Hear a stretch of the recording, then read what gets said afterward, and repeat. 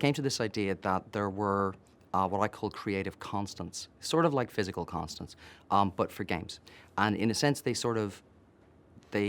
define the form of games to an extent, but they don't limit them at the same time. It's not like sort of saying, there's lots of things that you can never do in a video game and that'll never work and all that sort of thing. But it is to say that there are some, if you like, precepts, some things you kind of need to be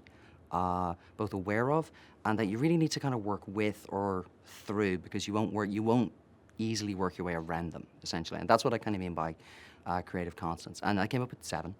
And fascination for me is one of the most important. It's to say that even though your game may have lots of, let's say, aesthetic ambitions, or maybe you want to tell a story in the game, maybe you want to create a certain kind of experience, it still needs to have a sort of a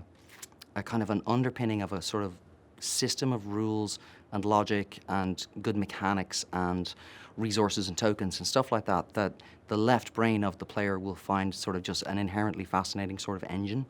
that almost like the gears of a watch, that they'll kind of stare at and try to understand and try and master and try and kind of get behind, if it were. And if the game is not fascinating on that level, what you tend to see again and again is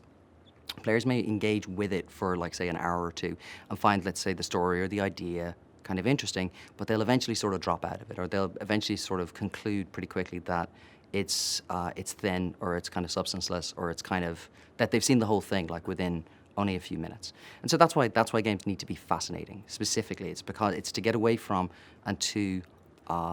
avoid, if you like, that sort of lossy moment when people kind of drop out.